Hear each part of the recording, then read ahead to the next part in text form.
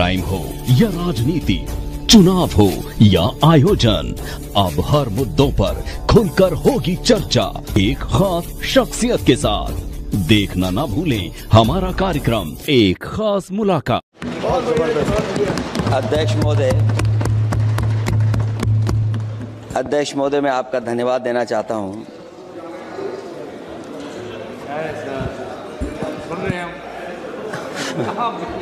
अध्यक्ष महोदय, मैं आपका धन्यवाद देना चाहता हूं।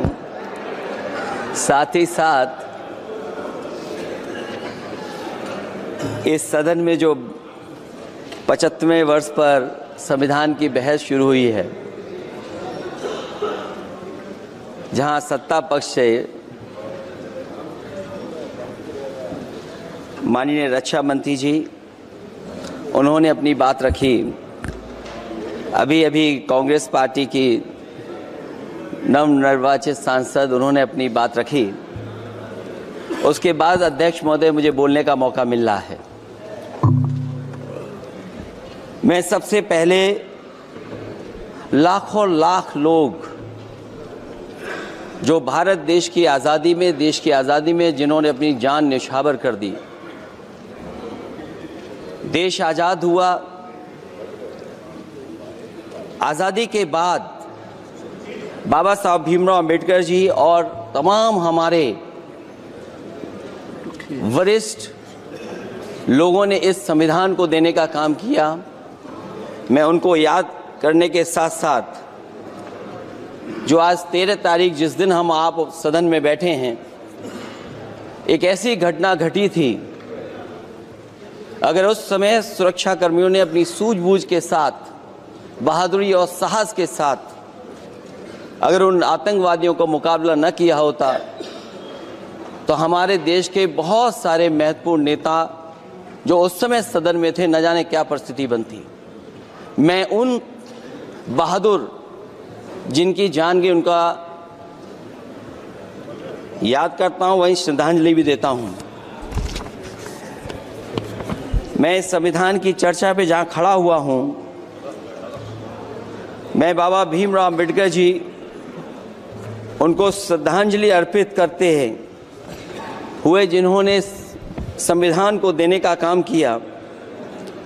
हमारा संविधान जो तैयार हुआ है, उनकी प्रबुद्ध दृष्टि का परिणाम है कि हमारे पास न्याय, स्वतंत्रता, समानता और बंधुत्व के सिद्धांतों पर आधारित एक महान संविधान हमें मिला है।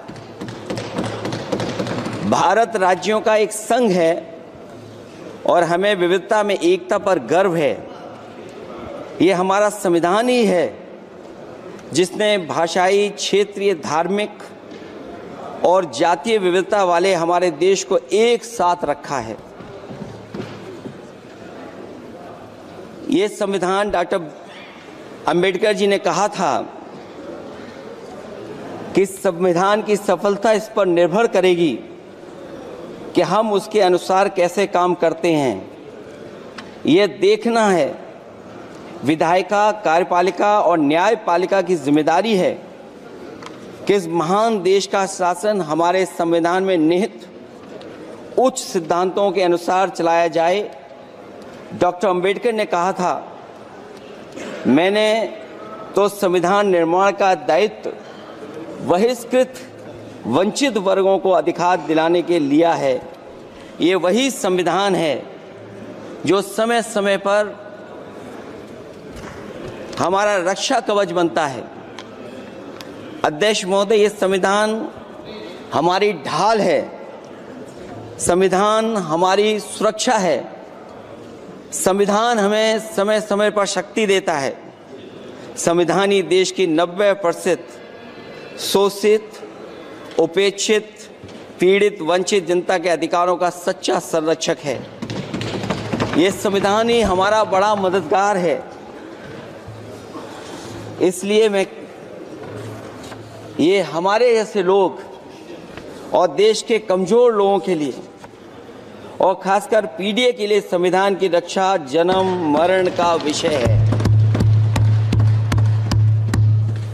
संविधान ही लोकतंत्र की प्राणवायु है, और जहां बाबा साहब भीमराव अम्बेडकर जी ने इतना शानदार अच्छा संविधान दिया,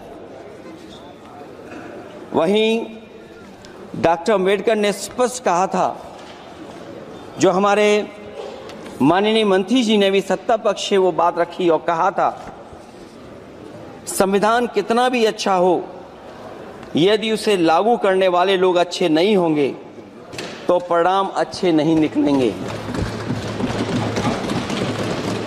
इसलिए अध्यक्ष महोदय, इस संविधान पर लगभग 75 वर्ष में के बाद भारत की संसद में फिर चर्चा हो रही है। मैं कई महत्वपूर्ण बिंदुओं पर अपनी बात को रखना चाहूँगा। अध्यक्ष महोदय, हमारे संविधान की प्रस्तावना संविधान का निचोड़ है। सरकार के उद्देश्यों और लक्ष्यों को स्पष्ट उल्लेख है प्रस्तावना में। मैं प्रारंभ करता हूं संपूर्ण प्रभुत्व संपन्न समाजवादी धर्मप्रिय लोकतांत्रिक गणराज्य से। आज अध्यक्ष जी, सीमाओं की रक्षा करना संप्रभु का प्रथम कर्तव्य है। और अध्यक्ष महोदय, जिस देश की सीमाओं की सुरक्षा में जहां पर समय समय पर सेंध लगती हो, और हमारे माननीय मंत्री जी बेहतर जानते होंगे कि कई जगह पर हमारी सीमाएं सिकुड़ रही हैं। हमारे संसदीय मंत्री राज्य अरुणाचल प्रदेश में चीन के बिल्कुल बगल में रहते हैं। अध्यक्ष महोदय, ये जानते होंगे कि हमारे पड़ोस में कितने गांव बस गए हैं, न जाने कितना वहां पर गांव की तरह घर बसा दिए गए हैं। लद्दाख की तरफ अभी दोनों देशों की सेनाएं पीछे हटी हैं। हम अपनी सीमा में ही पीछे हटे हैं, और चीन जो हमारी सीमा में अंदर आ गई थी, वो हमारी सीमाओं से ही आंशिक रूप से पीछे हटी है। और अध्यक्ष महोदय, उस सीमा के पास एक रिजांगला मेमोरियल बना था। हमारे सरकार के लोग ये जानते होंगे कि जिस समय ये बात उठी लद्दाख को लेकर के, उस रिजांगला के मेमोरियल को तोड़ दिया गया। आज वो रिजांगला मेमोरियल वहां नहीं है। और उस लड़ाई के लिए अध्यक्ष महोदय, हमारी फौज के लिए कहा गया था कि हमारी वो बहादुर फौज है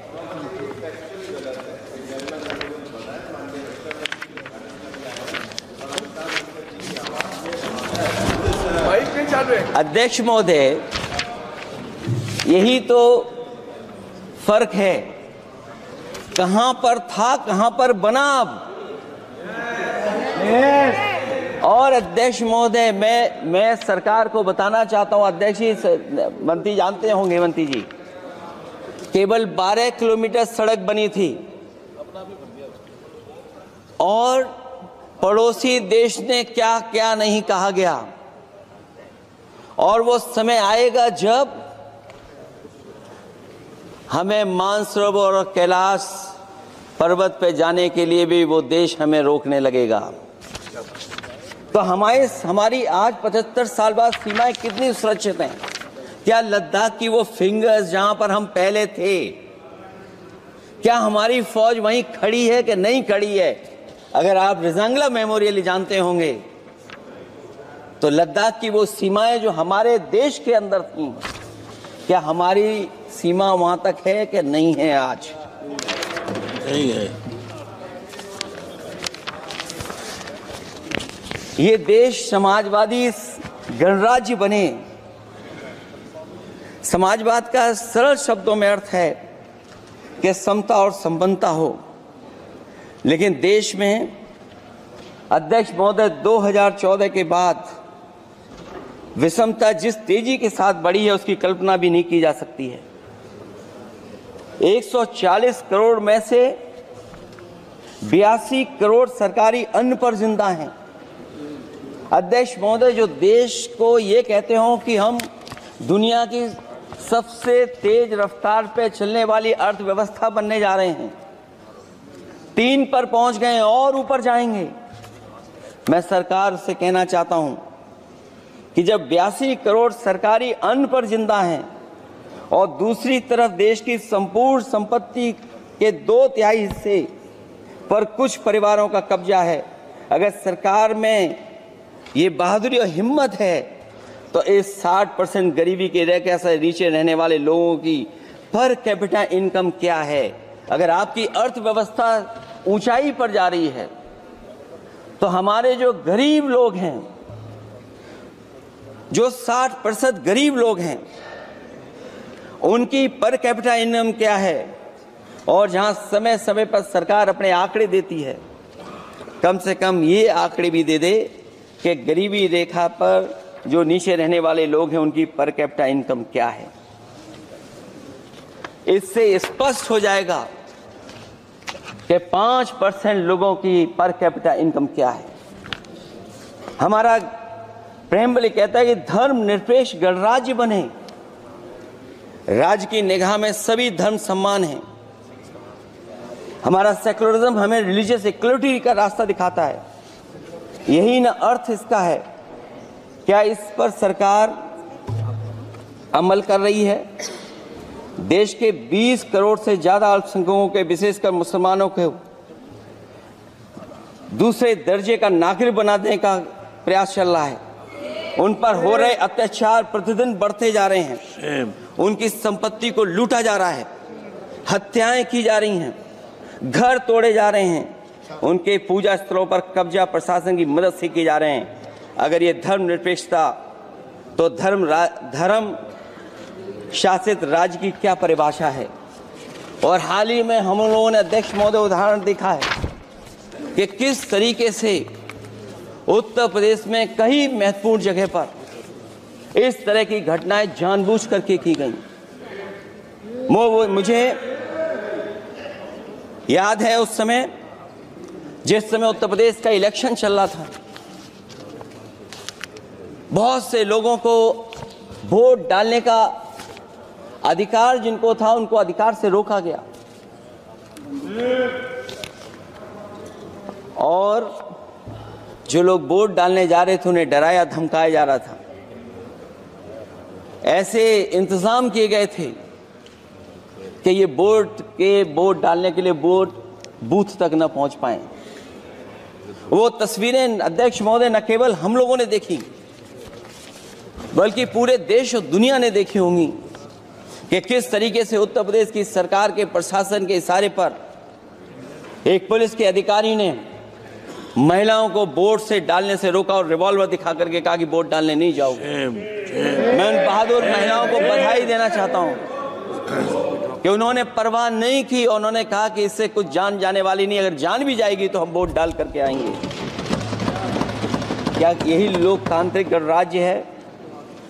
सच्चे लोकतंत्र में जनता संतापूर्वक मतदान के माध्यम से अपनी सरकार चुनती है। क्या हम सही अर्थों में लोकतांत्रिक व्यवस्था में जी रहे हैं, जहां सरकार मशीन और सरकारी मशीनरी के जरिए जहां चाहे अपनी सरकार बना लेती है, जनता के मत का कोई अर्थ नहीं रखे हैं, वह लोकतंत्र नहीं कहा जा सकता है।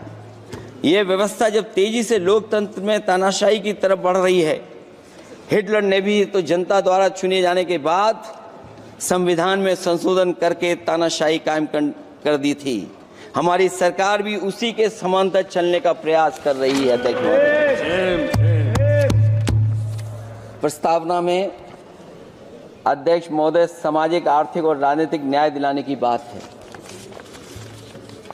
अध्यक्ष महोदय, मैं जब सरकार की तरफ से माननीय मंत्री जी को सुन रहा था, उन्होंने जाति जनगणना को लेकर के कहा कि जाति जनगणना कराना चाहें तो करा लें। हम लोग तो उस पक्ष के धर लोग हैं, अगर आप करा सकते हैं तो आप कराइए। नहीं अध्यक्ष महोदय, जब कभी भी हम लोगों को मौका मिलेगा तो जाति जनगणना कराने का काम हम लोग करेंगे।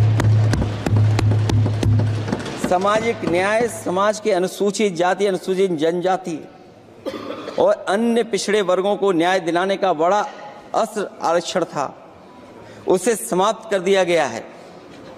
आउटसोर्सिंग और कॉन्ट्रैक्ट बेसिस पर थोड़ी बहुत नौकरियां जो दी जा रही हैं, उनमें दलितों और पिछड़ों का कोई आरक्षण नहीं है। शिक्षण संस्थाओं और विश्वविद्यालय में प्रोफेसर्स और वाइस चांसलर के चयन के समय इनके आगे लिख दिया जाता है, एक नया शब्द का इजाद हुआ, NFS, नॉट फाउंड सुटेबल। सरकारी उपक्रम भेज दिए, प्राइवेट उपक्रमों में कोई आरक्षण नहीं है। अध्यक्ष महोदय, शिक्षा मंत्री जी सूची जारी करें, और अगर ये बात कहीं भी गलत है तो शिक्षा मंत्री जी सूची जारी कर दें। देश के सभी केंद्रीय विश्वविद्यालयों के वाइस चांसलर की ओर प्रोफेसर्स की एक, मैं तो कहूंगा अध्यक्ष महोदय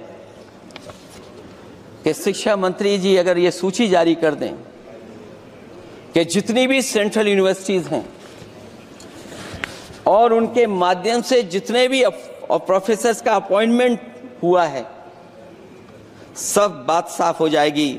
आप केवल देश के 10% लोगों को ही ख्याल रख रहे हैं, बाकी 90% लोगों का आप ख्याल नहीं रख पा रहे हैं।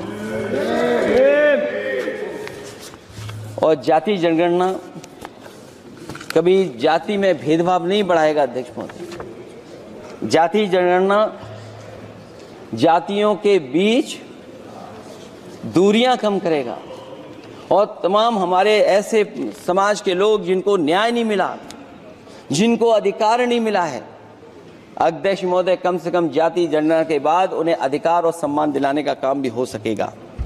इसलिए हम इसके पक्ष में हैं। आर्थिक न्याय के बगैर न सामाजिक न्याय मिल सकता है और न राजनीतिक न्याय मिल सकता है। गरीबी का नाजायज लाभ उठाकर धन्ना सेठों की सरकार चुनाव में पैसा बांटकर राजनीतिक न्याय का भी अपहरण कर लेती है। कर्ज में डूबी बड़ी आबादी महाजन के दबाव में अपनी इच्छा के खिलाफ वोट देने को विवश हो जाती है। चुनाव में सत्ताधारी दलों द्वारा पैसे की भरमार के चलते कोई सामान्य कार्यकर्ता चुनाव नहीं लड़ पा रहा है। बड़े पैमाने पर धनवान चुनकर आ जाते हैं। पैसे के बल पर जब तक आर्थिक विषमता समाप्त नहीं होती, लोगों को राजनीतिक न्याय मिल नहीं सकेगा।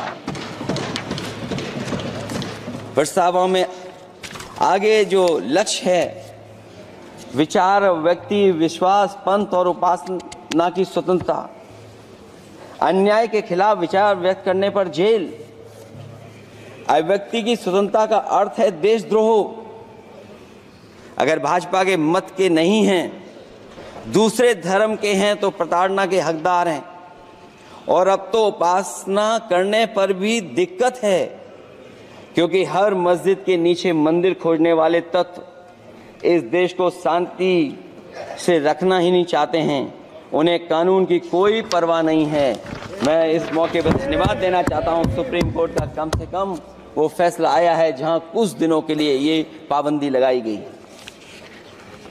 व्यक्तियों की गरिमा और देश की एकता और अखंडता को सुनिश्चित करने वाली बंधुता, ये विभाजनकारी नीतियां संविधान की प्रस्तावना के उस उद्देश्य से जरा भी मेल नहीं खाती है। व्यक्ति की गरिमा लिंचिंग से धूल दूषित हो चुकी है।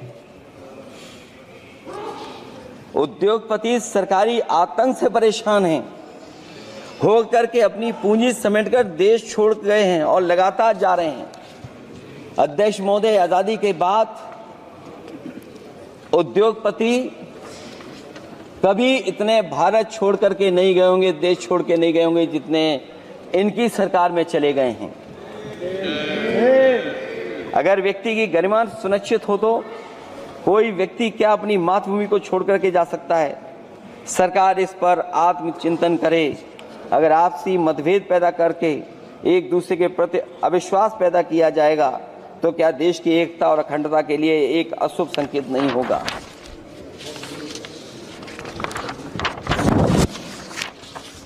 अध्यक्ष महोदय, आर्टिकल 14 कानून के समक्ष समानता, भारत के अंदर किसी भी व्यक्ति को राज्य कानून के समक्ष समानता को डिनाई नहीं कर सकता है। हो क्या रहा है, एक ही कानून कुछ लोगों के लिए अलग है और दूसरों के लिए अलग। अगर सत्ता पक्ष का व्यक्ति गेरुआ गमछा पहनकर अधिकारियों को गाली दे दे तो जी हजूरी और दूसरा न्याय मांगने जाए तो उसे लाठी। क्या ये अनुच्छेद 14 का अनुपालन हो रहा है? अध्यक्ष महोदय, किसी भी व्यक्ति को उसके जीवन और दैहिक स्वतंत्रता से कानून सम्मत प्रक्रिया के बगैर वंचित नहीं किया जा सकता। ये सबसे महत्वपूर्ण मौलिक अधिकार है, लेकिन सबसे ज्यादा इसी का दुरुपयोग हो रहा है। फर्जी मुठभेड़ में हत्याएं, जेल के अंदर हत्याएं और पुलिस अफरीक्षा में हत्याएं। आदमी कहीं भी सुरक्षित नहीं है। ईडी का तो ऐसा कानून बना दिया गया है कि बिना एफआईआर, बिना नोटिस किसी को भी बंद कर दो। लोकतंत्र फासिज्म में बदल रहा है। और अध्यक्ष महोदय, क्योंकि उत्तर प्रदेश की चर्चा सत्ता पक्ष से भी हुई, जो हालात उत्तर प्रदेश में हैं, ऐसे हालात कभी किसी ने पहले नहीं देखे।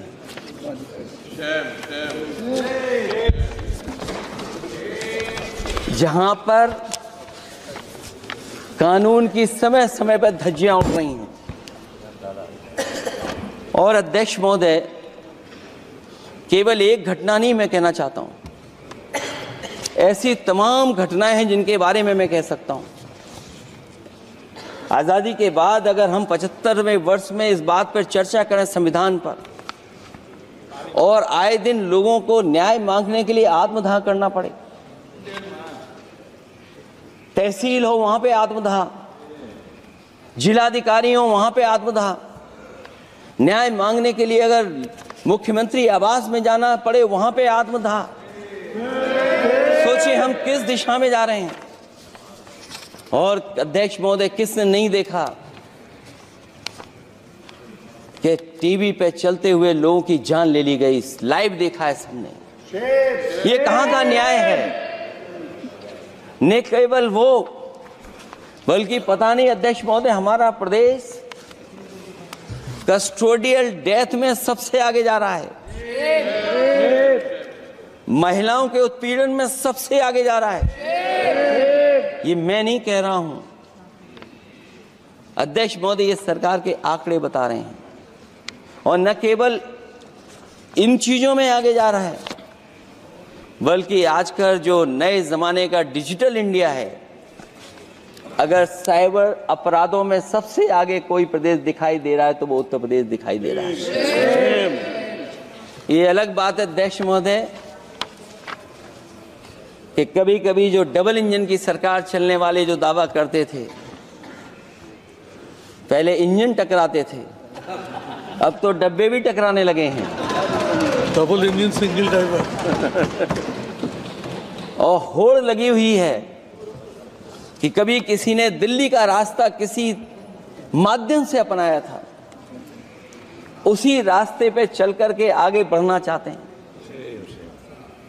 इससे खराब इस लोकतंत्र में और क्या हो सकता है? जिन लोगों ने ये कहा हो कि हम नौकरियां दे देंगे, आज नौकरियां कहां हैं? रोजगार कहां हैं? और अध्यक्ष महोदय, अगर वादा किया जाए नौकरी और रोजगार का, इन्वेस्टमेंट का, और सपने बड़े दिखाए जाएं, ये बात मैं इसलिए कह रहा हूं कि माननीय मंत्री जी भी उसी प्रदेश से आते हैं, प्रधानमंत्री जी भी उसी प्रदेश से आते हैं। आज कई मायनों में, कई आंकड़ों में उत्तर प्रदेश पीछे दिखाई दे रहा है। जहां रोजगार के सवाल पर जो सरकारी नौकरियां इसलिए नहीं क्योंकि आरक्षण न देना पड़ जाए, इसे सरकारी नौकरियां नहीं हैं। आए दिन पेपर आउट, पेपर लीक, न केवल पेपर लीक है, बल्कि जानबूझ करके पेपर लीक कराया जाता है जिससे कि परीक्षा रद्द की जा सके। और जो अग्निवीर वाला सवाल था वो आज भी वैसा ही का वैसा है। हम लोग अग्निवीर वाली व्यवस्था कभी स्वीकार नहीं कर सकते हैं। जो पहले भर्ती जैसी होती थी अध्यक्ष महोदय, अगर वैसी ही भर्ती होगी तो हमारी सीमाएं और सुरक्षित होंगी, हमारे और नौजवान जाकर के देश की असली पक्की वर्दी पहनने का काम करेंगे। ये अध्यक्ष महोदय कैसी चर्चा संविधान की जो है बिना प्रधान की।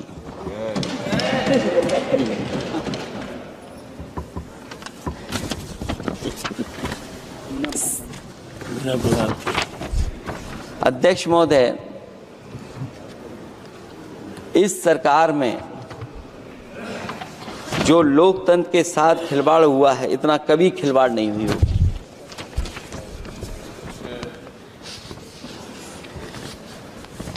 संविधान को परतंत्र बनाकर जो लोग राज करना चाहते हैं, उनके लिए आजादी का अमृतकाल सिर्फ एक जुमला है। और अंत में मैं सिर्फ एक ही बात कहना चाहता हूं कि संविधान बचेगा तो न्याय बचेगा, और न्याय बचेगा तभी सबको बराबर मान सम्मान, सबको बराबर मौके मिलेंगे, भेदभाव भी मिटेगा। और भेदभाव का भाव भी इसलिए आज फिर से संविधान को बचाने के लिए एक और करो या मरो आंदोलन की जरूरत है। इसलिए अध्यक्ष महोदय, हम आपको भरोसा दिलाते हैं, पिछले चुनाव में भी बहुत सारे सत्ता पक्ष के माननीय लोग ये कहते थे कि हमें इतनी सीटें मिल जाएंगी तो हम संविधान बदल देंगे। अध्यक्ष महोदय, मैं आपके माध्यम से जनता का धन्यवाद देना चाहता हूं कि उन्होंने 400 पार के नारे को गिरा दिया और विपक्ष को इतनी ताकत दे दी कि इनकी जो सपना था संविधान बदलने को, उस सपने को तोड़ने का काम किया। अध्यक्ष महोदय, बहुत सारे साथी इधर के ही उधर हैं, अगर उधर वाले इधर आ गए उसी दिन ये सत्ता से बाहर हो जाएंगे। अध्यक्ष महोदय, आखिरी में मैं कुछ लाइनें कहकर के अपनी बात खत्म करना चाहता हूं। न मेरा है न तेरा है, ये हिंदुस्तान सबका है। नहीं समझी गई ये बात तो नुकसान सबका है। हजारों रास्ते खोजे गए उस तक पहुंच